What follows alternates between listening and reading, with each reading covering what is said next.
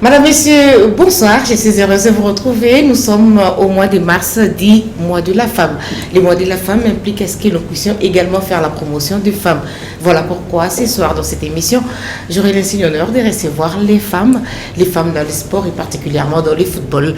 Et pour cela, j'aimerais que chacune d'entre elles se présente à vous, chers amis téléspectateurs. Peut-être que vous aurez la possibilité à travers leur accoutrement de les reconnaître parce que ce n'est pas évident, mais en tout cas ceux qui effectuent généralement les déplacements de différents stades à travers la République démocratique du Congo reconnaîtront ces femmes.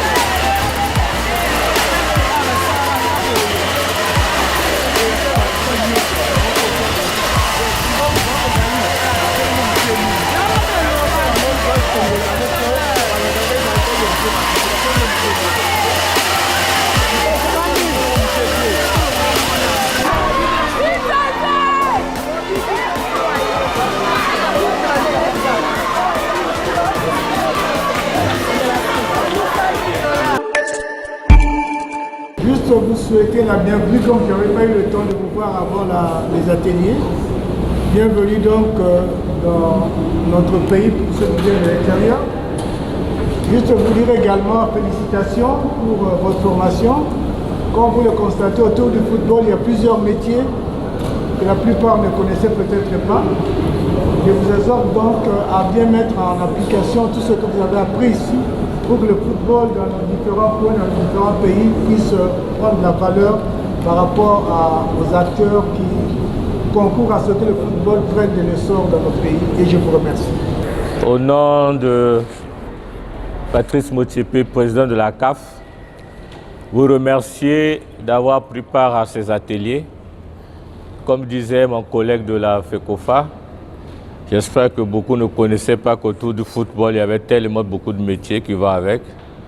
Et nous, on vous encourage à être, lorsque vous repartirez dans vos pays, à faire en sorte que vos connaissances que vous avez apprises ici, que vous pouvez les vulgariser dans vos pays respectifs.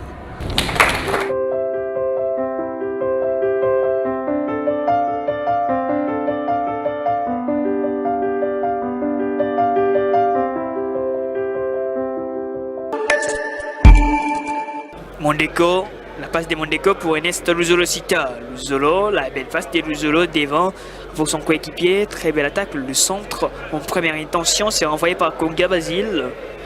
Zauma tout à l'heure au milieu de terrain. La bataille avec Patient Mwamba qui trouve son coéquipier. Patient Mwamba, l'attaque dangereuse du TP Mazembe, peut-être l'ouverture du score. Patient Mwamba à la conclusion de cette action de l'ouverture du score du TP Mazembe. On joue déjà la 17e minute de jeu ici au stade TP Mazembe. Patient Mwamba pour bien conclure cette attaque dangereuse du TP Mazembe. C'est désormais 1 pour les Corbeaux et 0 pour les Salésiens. Les Corbeaux vous ont quitté. Attention la tête.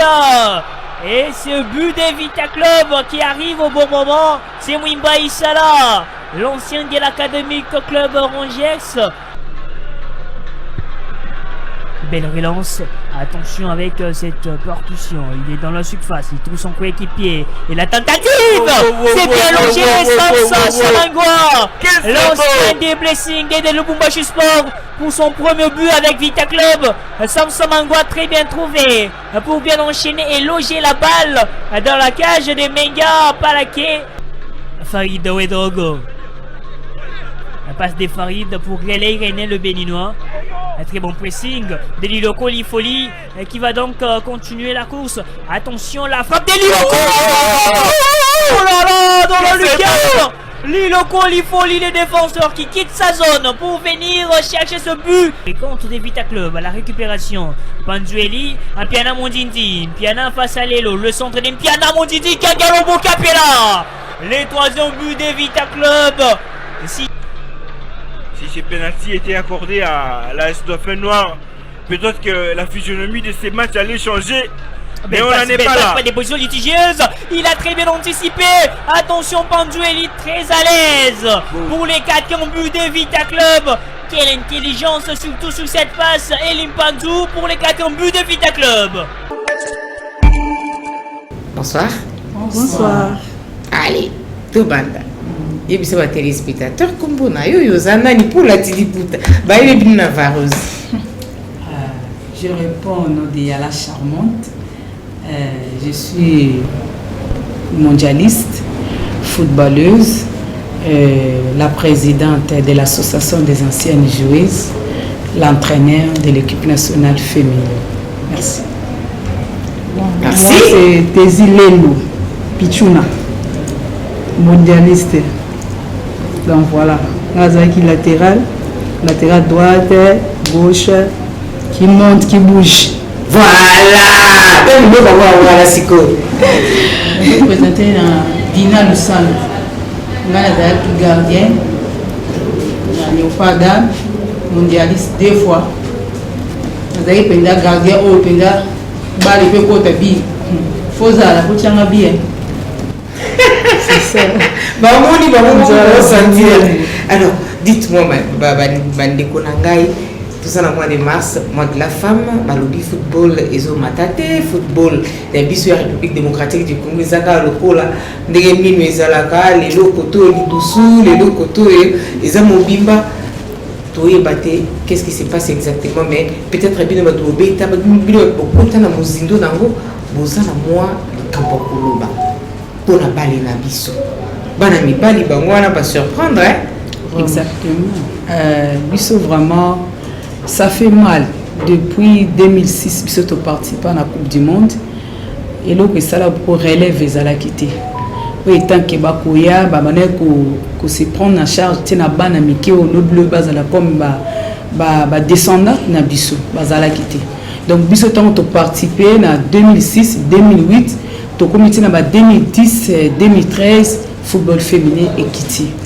Jusque-là, le football féminin vraiment, ils allaient vraiment la top. Dans la classe, ils allaient dans l'autotika qui ils allaient sous-té. Mais, tu as vu que Dengue Bissomorope, Télémi, étant que footballeuse, tu as vu que Bissomoteur, que ça la relève dans l'encadrement, dans l'auto, que Bissompe place, tu as vu que tu as la fierté dans Bisso.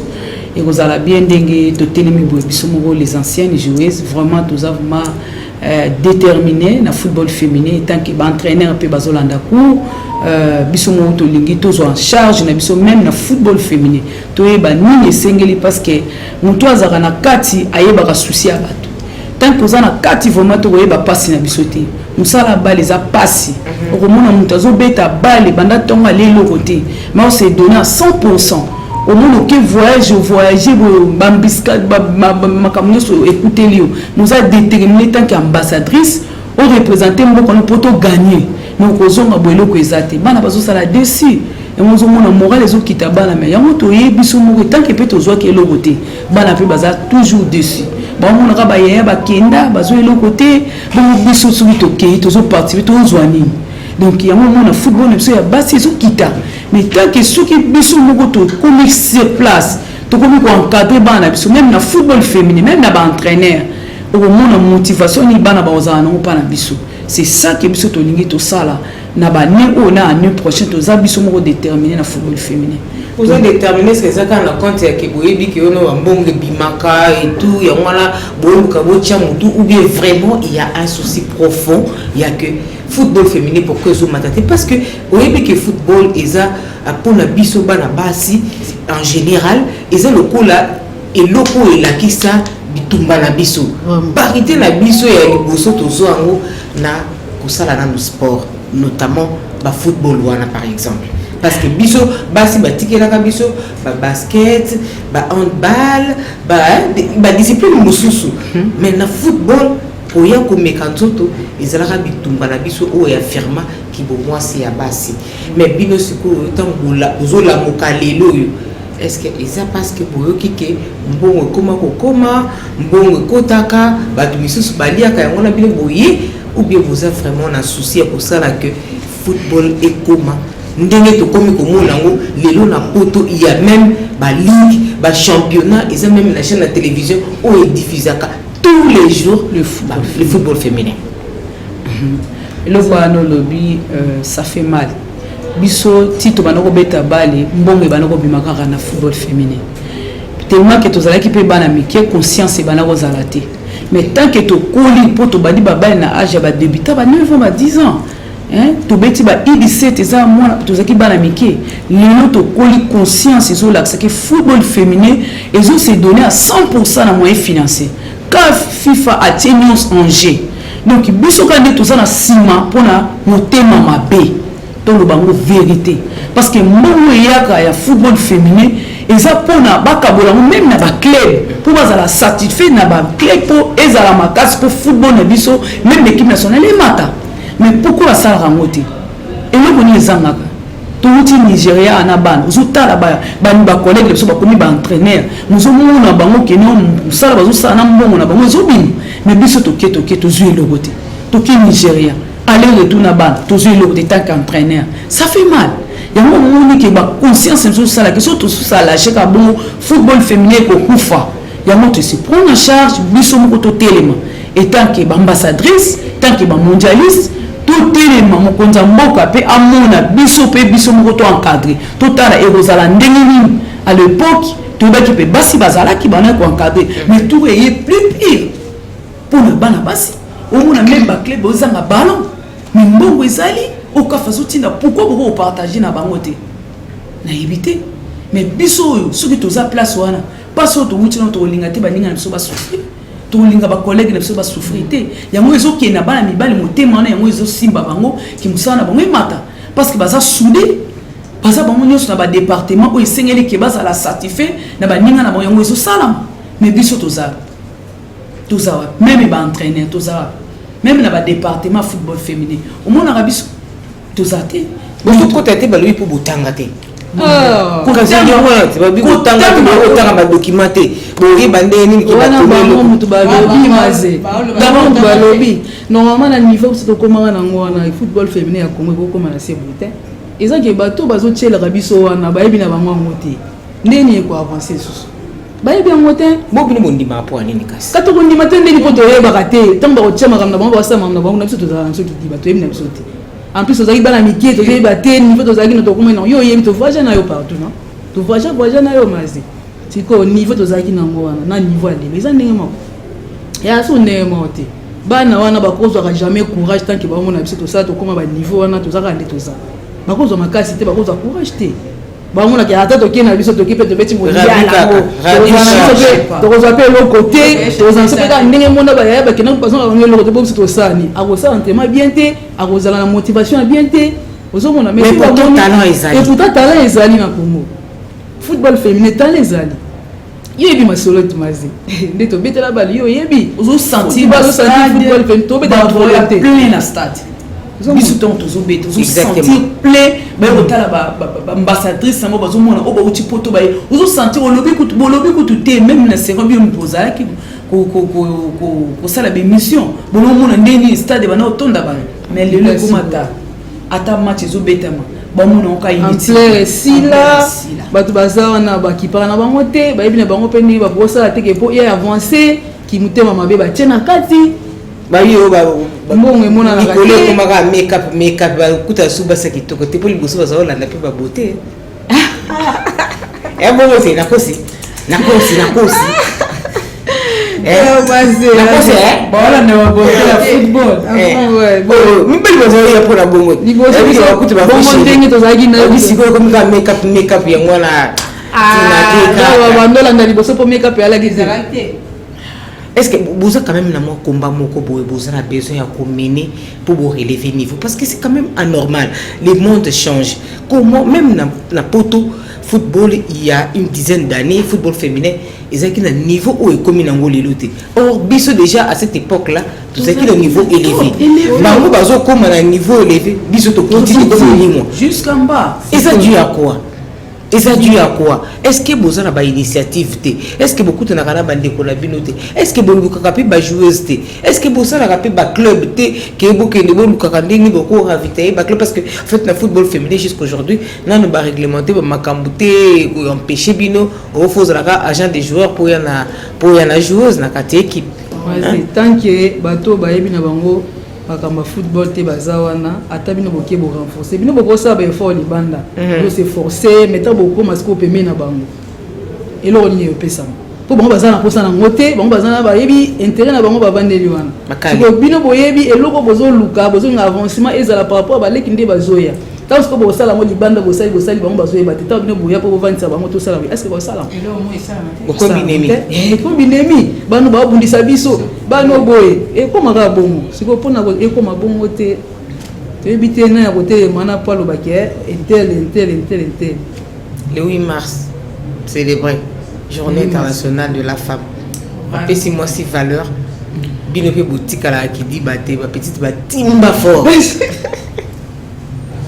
au petit match ah oui eloko lobi ya solo parce que tout ça basi eza bal eza carrière quand même il faut te réfléchir que nous sommes des femmes bal et lobby to zaki bana mikito bana koyeba te to beta lata ba kit mais les autres comme grande dame donc il faut se respecter quand même to yeba que valeur à moi de la femme faut to yeba musala to no sa to valoriser mon football pendant biso eza musala ou métier to sala qui yango to valoriser qui yango en plus to profiter peut ko fêter 17e anniversaire na biso étant que ba mondialiste c'est pas facile à l'époque les ara na ba 1974 oh to benga bango ba pépé ba participer à la coupe du monde mais biso to une époque nous sommes en 2006 de bobeta ngo 2008 successif des fois c'est pas facile malgré tout to zaka boy elo te to zaka ka kaka atambongo nanya bundela garantie boso elo côté nanya bundela biso poto ko matini ko tango sikoyo ya lokwa papa na biso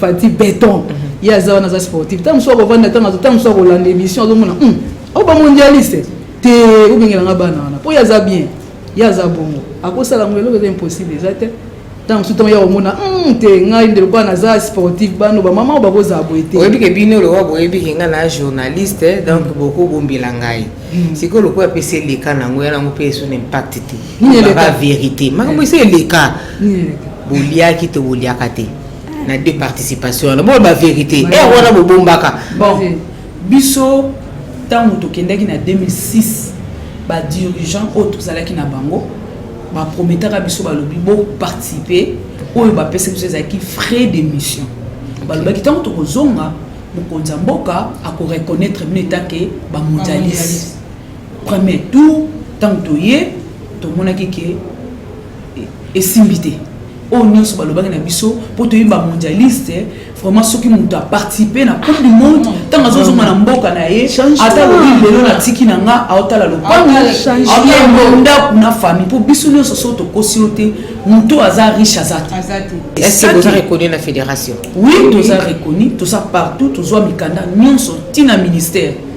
Bazana ba document tout ça la statut, il y a association des anciennes joueuses Léopard donc partout. Association oyo vanyana po ebundisa ba comité oyo exactement exactement tous a partout na Afrique du Sud, Angola, Poto, la saison Simba Londres et on beaucoup attaquer tous ont attaqué mais c'est que boye que on la bateau oyo amoni ki aza incompétent na sika oyo sengeli football féminin ekende liboso yango biso toye tant que ba les anciens toza na droit bakolo nango en plus to retravailler complètement comme il faut souci biso toza nango ya bana na biso po toyebi ke to tikeli bango richesse des années mais on soki bazo fatiguer relève pesate tout à fait football ne peut ko kufa à bientôt ko kufa mais sko e ko kufa point moral jouer ça bêta na moral sportif a bêta na moral tant que moral n'est exaté a rozala satisfait na news atom mini olobine au CCM entraînement ah yo so mona bilo ba kambo sala biso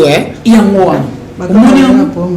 moral ya muntu yango ebeti saka bana na so moni mo bazo beta boy eza moral exaté bazo tala mbongo exaté so to loba moral eza moins financière to beta éliminatoire journée elo ta beti match ne va promettre ba uti kane ba uti ba se qualifier mais so retourni bango qualification na bango bazwa kini elote mais oui on n'y rien ndenge ba sala oyo ezala katana ancienne footballeuse te na ba institution ya nani azati tozate ata même tanda pamba bon kaka libali bochi toza même inscrit na boyebo kuma les problèmes c'est ça na zo c'est pas kuna na balo papa tokomaka balotanga yo bolanga balotanga de ko na balote malobana kaka. Le 8 mars, vous célébrez un mot. Ça s'est très très bien passé. Je crois que le ministre a checké quand même beaucoup. Oui, tout le monde a lettre et pas un ministre. Le ministre a recevoir biso, a répondre biso. À Luka qui peut sur terrain. À Luka qui ça la portée, mais tellement qu'il y a qui vraiment trop pris dans ma cambrobile. À Luka à la prochaine quand on revient à Brazzaville, à Luka à satisfaire biso match à Mouneni. Mais où est-ce qui brusque?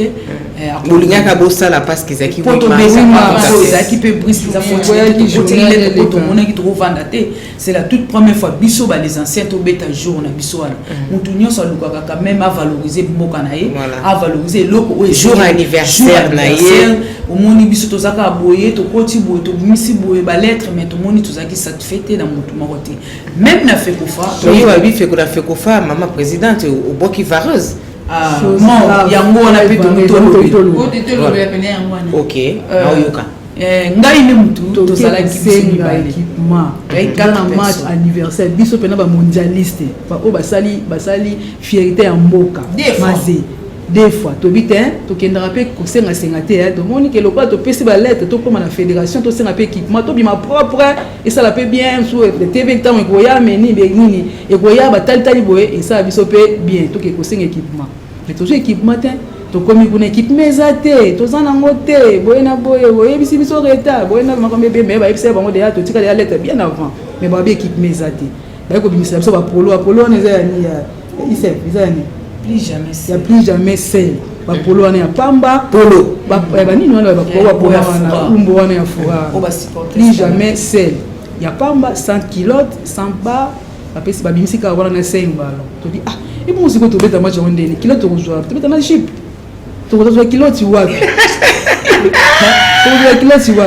Oh tu fais ça na msina moté, bon oh, ndi tu ah OK. Donc c'est que vous avez amené à pesa souci au pesa sauter. Toki na biso kasi yango totikaki na biso toki na biso ti nde to bimiso ba impoli di sous pourquoi to mais oui ben impoli parce que boy na mbongo transport ba pesa ba pesa mbongo te ba pesa eloko mbongo te bango biso ba futa madeso ndeni ba eloko te ba ça qui 3 mois bazo futa mate ba eloko te pesa mbongo te enveloppe pété nini te ba bimisi ka équipement wana auto bi to monika ezali ba kilo to bi atobeta monde tout là ya pamba yo yaki na compte qui vanta kaka po boyeba ki na moyen na bino bo parce que bo cause pe bo keso mara to so bisu kilote na momo ni na moto to na senga so cotisation li sous to senga sous to na senga to ina tan sous te Et l'autre ligne que ça va passer par mondialiste équipe mais ça mais est-ce que vous avez ma bon autant que c'est plus comme modèle c'est que ça veut dire que vous êtes opposante vraiment eh to bois qui c'est pour ezanga qui kilote to là tana ninga on tout ay maman to là tana jipi vraiment to là dans ndé to betande c'est pour imaginer ceux qui to bien ça qui ko Brazzaville pour bango ndé to betana bango bango ko ba yena équipe nationale bango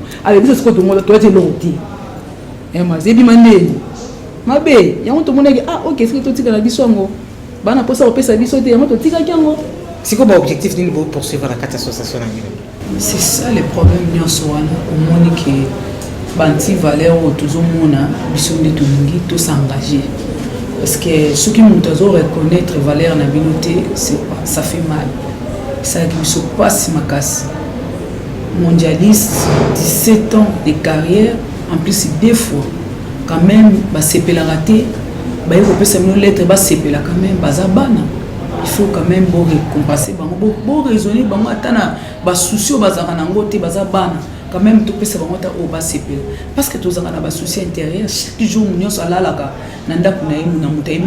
raisonner au carrière nous pendant 17 ans au bêtis au salé le côté tout ça basi sous OK no quelque part so bala na yo mais ba misusu mona l'excitant misusu to mona forme c'est beba mobali mo alinge zate a BBC teno so yeba ke na s'engager na football pour na yebi lobi ata mobala kutinga na forme mais moyen nga a rolinganga mais si ko lelo so moyen zate mobala a rolingo ndeni tout c'est qui tout to moni quand même il y a ma belle tout ça la forme beba ceux qui se prendre car char tout le monde tout ça bas mususu kutu amoni inutile amitiki les candidats lelo ce côté lobby au moins si bien mobile mais carrière ni soit passé na football oh mbongo et mona na kanango mais ba okale neto za boba misusu bata mususu balekisi pe ba obota te.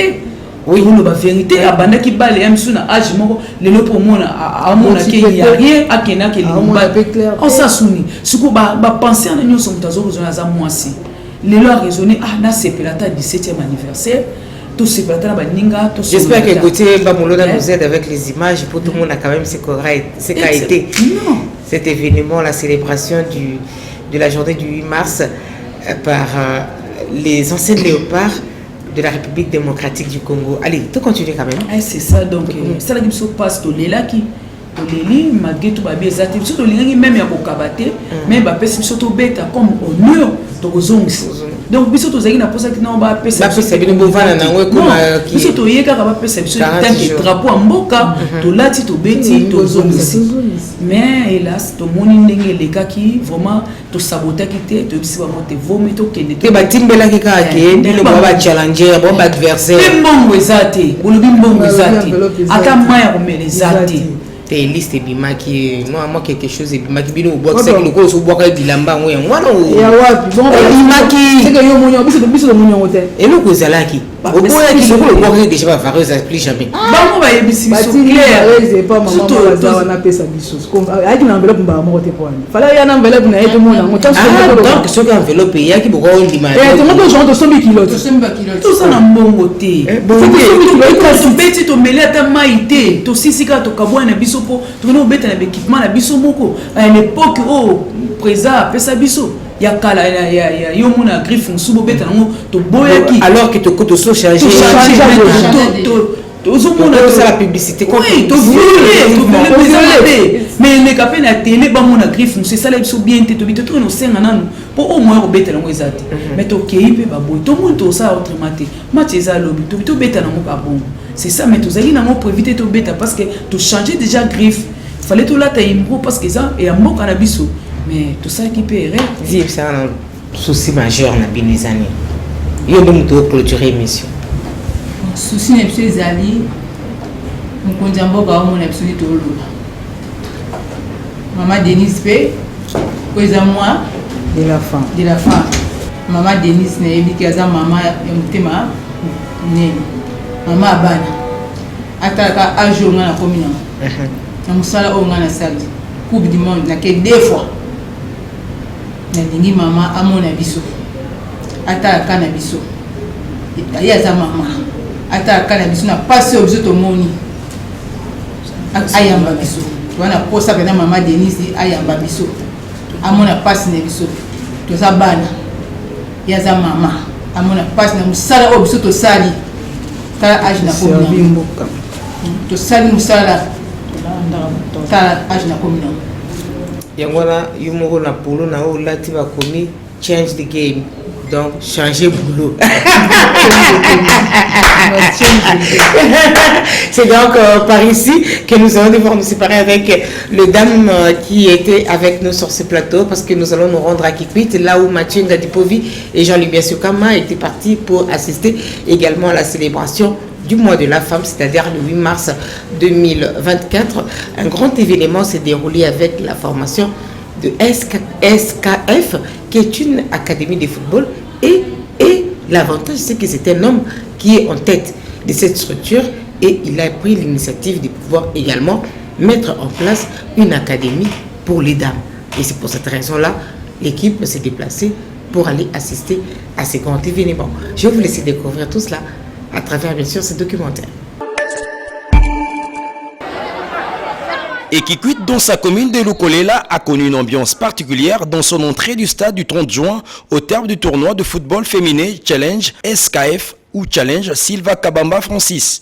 Ce dernier est le fondateur et l'initiateur de l'académie SKF All Stars.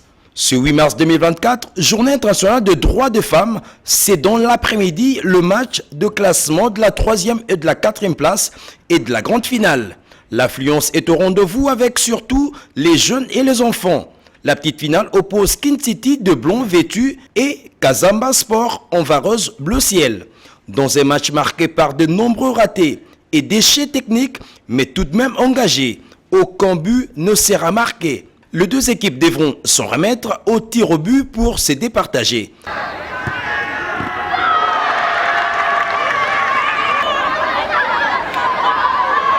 Et c'est solde par la victoire de King City 5 tirs à 3. Les clous de la journée est incontestablement la finale du tournoi qui oppose Armes Lourdes et AC SKF All Stars. Deux équipes féminines qui se connaissent bien et se défient souvent. Juste après les procédures protocolaires et la séance de photos, le match peut commencer. C'est au-delà de ce joute une opposition de style entre les deux coachs, Roderick Kassongo pour Armes Lourdes et Gatier Kinzanza pour l'AC SKF All Stars. Les protégés de ces derniers entament mal le match.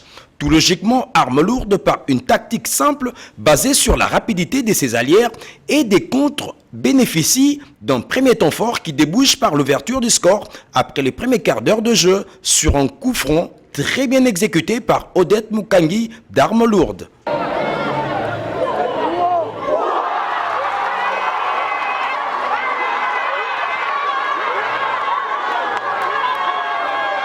Le temps de reprendre leurs esprits, les académiciennes réagissent, mais butent devant la défense des artilleuses et surtout face à leurs gardiennes. À force de presser les artilleuses qui reculent, les académiciennes obtiennent un penalty aux ultimes minutes de la première période consécutive à une main d'une artilleuse dans la surface de réparation. Ardine Minzello se charge de le convertir.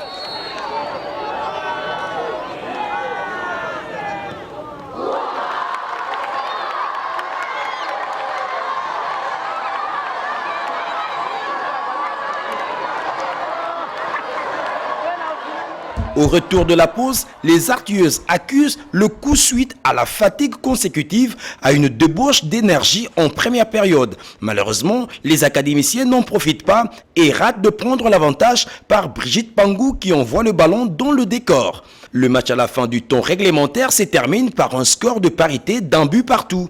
Un autre match dont le match commence, celui des tirs au but ou le match des gardiennes.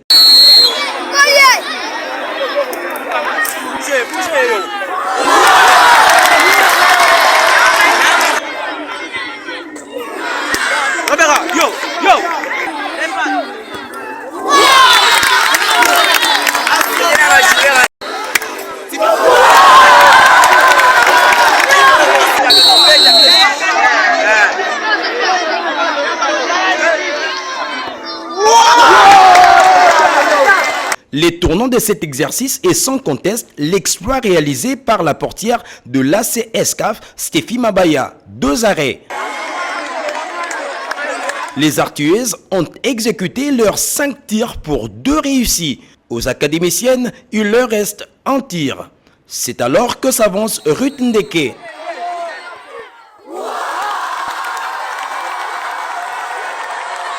C'est donc sur un score de 3 tirs au but à 2 en faveur d'AC Escaf All Stars que se termine cette rencontre. La logique a encore été respectée. Les footballeuses de l'Académie Escaf All Stars ont encore pris le dessus sur les adversaires d'Armes Lourdes.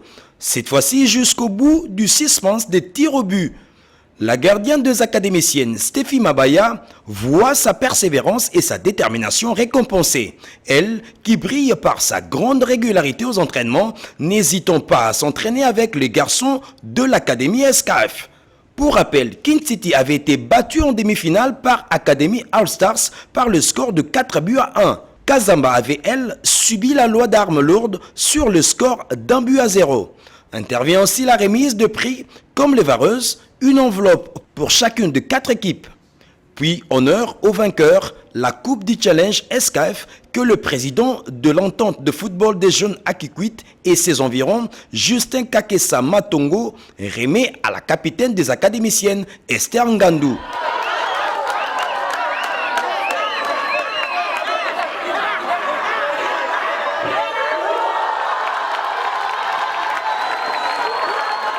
Et s'en est suivi pour le tournoi de football féminin Challenge SKF à la grande satisfaction du coordonnateur de l'Académie SKF All Stars, Aristote Kabongo, et toute son équipe que chapeaute depuis l'étranger son initiateur Silva Kabamba Francis.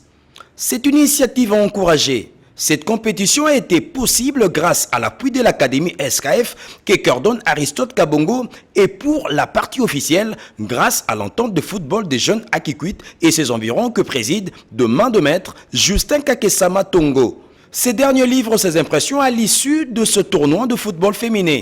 En principe, nous avons tenté comment promouvoir surtout le football féminin et puis pour faire distraire aussi les enfants. Au lieu qu'ils soient dans les dépendantes ou dans la délinquance, nous avons pensé un peu à initier ce tournoi ou challenge pour la promotion surtout de la femme. Donc ce tournoi à l'occasion de la journée internationale de la femme. Justin Kakessa revient également sur les difficultés rencontrées dans la pratique du football par les jeunes. En principe, même pas le football féminin, mais dans l'ensemble, même le football masculin, nous avons des problèmes. Surtout, les clubs ont beaucoup de difficultés. Les clubs n'ont pas de dirigeants responsables. Il y a des fois, ils se cotisent, ils louent la Varese, ils viennent jouer comme ça sans dirigeant. Alors, maintenant, nous demandons aux hommes de bonne volonté de nous soutenir ou aider ces équipes-là qui évoluent chez nous. Pour que prochainement, nous allons organiser un championnat complet pour que l'équipe de Kikwit nous représente. Quant à l'entraîneur d'Armes Lourdes, Rodrigue Kassongo, il condamne et peste contre l'arbitrage. Gatier Kinzanza, le coach adverse, revient également sur le match de cette finale. Ouais, c'était un match vraiment très compliqué, très serré. On a eu une petite difficulté aux premières périodes. L'équipe nous a posé beaucoup de problèmes aux premières périodes. Mais on a essayé un peu de tenir bon jusqu'à revenir au score et voilà. Oui, aujourd'hui, il y a eu vraiment beaucoup de déchets techniques parce qu'au début, on n'a pas bien débuté les matchs. Je ne sais pas si c'est suite à la fatigue, je ne sais pas trop, mais on a eu pas mal de situations qu'on n'a pas concrétisées. On va travailler là-dessus pour améliorer prochainement. En tout cas, pour l'avenir, je pense qu'avec ce groupe que j'ai, j'aurai vraiment tellement de très bonnes joueuses. Avec le temps, avec le travail que je vais mettre en place, avec tout ce que je fais comme remarque sur le terrain par rapport à des situations qu'on manque, au lieu de marquer, des situations qu'on est en train de gâcher, je vais continuer de travailler aussi, de travailler dessus plutôt pour essayer un peu d'améliorer la situation. Malgré les imperfections constatées dans le jeu des académiciennes, il est à noter que cette équipe n'a à peine que 6 mois d'existence. Les meilleurs est donc à venir. Comment et où Gatier Kinzanza, coach principal de l'ACSCAF All Stars, et ses poulains fourbissent leurs armes. Cela nous amène sur des sites.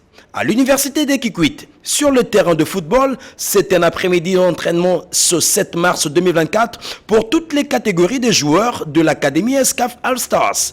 Les dames comme les messieurs, minimes, cadets, juniors et seniors. Le jour suivant, le 8 mars, dans l'après-midi, c'est sur le terrain au stade du 30 juin d'Ekikwit que nous retrouvons l'Académie Escaf All-Stars. Les joueuses ont été mises au repos le 8 mars car c'est le jour de finale pour elles dans quelques heures.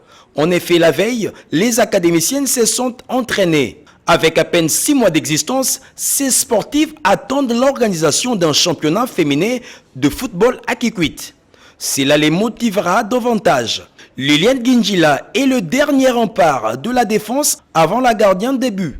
Elle encourage les jeunes filles à rejoindre l'Académie Escaf All-Stars pour leur épanouissement. L'Académie Escaf compte en son sein, du côté du football masculin, toutes les catégories d'âge, senior, espoir, junior, cadet et minime. Jonathan Bellalé, entraîneur de junior et catégorie d'âge inférieure, est à la baguette. On peut déceler certains talents précoces comme Méchac, 11 ans et déjà en 7e primaire d'école. On peut mesurer la capacité de ces jeunes à exploiter sur le terrain lors de matchs de leur catégorie d'âge. Devant la caméra, certains ont l'air plutôt timides, bien qu'ambitieux pour l'avenir. Le football apporte vraiment un plus pour ces jeunes. C'est aussi une autre école à part leur famille et leur établissement scolaire. Les espoirs et seniors, quant à eux, ont des vrais challenges comme le championnat de l'entente de football d'Ekikwit. Les joueurs comme les coachs sont confiants face à l'issue du championnat. L'ambiance et les mentales en entraînement sont bons ainsi que la détermination. L'entraînement des gardiens est aussi intense qu'applique même s'il manque d'un coach spécifique.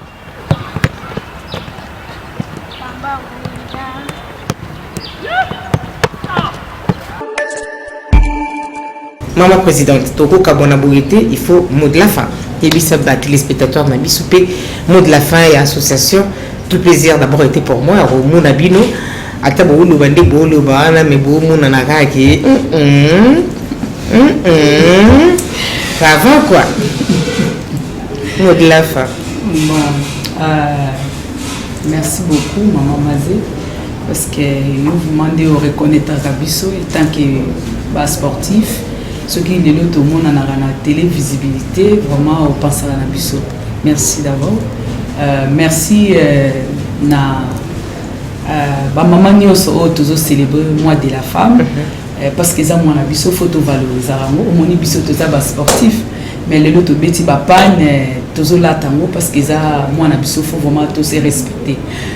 Na ko senga kana ba sportif nyos oui, tant que abeta balé, tozali na statut na biso, tozali bien structuré, bon ka biso to kuta na biso nyonso parce que toza biso nyonso bana tata moko ya mboka. Ato beta balé aussi disate, ato kota l'équipe nationale, biso nyonso za ba les anciens. Yango ça la force na biso pour le football féminin et tomboma. Vraiment na osenga merci beaucoup na chef de l'état, na musala malamu zo sala pona ba sportif nyonso. Ozo penser na biso pe tozaka bana na yo to yebiki yango zo pesa biso motivation ya kozonga na football parce que yo yiko sala relèvement oyo to pensaki na ngote so que ezaki l'époque na biso mbelelo toza boyete mais nzamba osunga parce que il y a encore le temps biso pe to ko encadrer to kozwaka o esengeli na maboko na o penser na biso tant que ba mondialiste tozo de la kana yo nzamba sunga yo soki vous pensez na biso to lukata place à kolala etant que ambassadrice ba mondialiste et vous a malamu na mboka na biso pour lobi za la pe fierté na o na mboka ozo sala badon biso pe penser na biso tant que ba maman. Merci.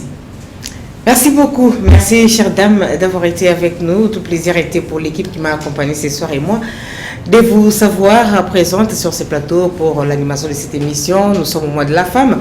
Le lundi prochain, si Dieu nous le permet, nous allons encore rencontrer d'autres femmes pour parler en fait des femmes. Le mois de mars, c'est le mois réservé aux femmes. On n'a pas intérêt à pouvoir promouvoir les hommes parce que nous les faisons pratiquement toute l'année. Donc, exceptionnellement pour le mois de mars, en tout cas, un accent particulier sera mis sur les femmes. Il ne faut pas oublier qu'il y a déjà les préparatifs pour la célébration du cinquantenaire du combat du siècle.